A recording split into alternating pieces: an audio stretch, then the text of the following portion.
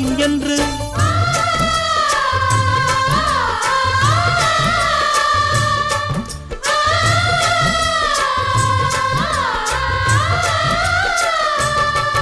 ஒரு நாளும் உன்னை மறவாத இனிதான வரம் வேண்டும்.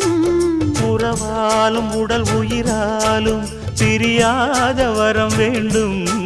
விழியோடு இமை போலே விலகாத நிலை வேண்டும். இணையான இளமானே துணையான இளமானே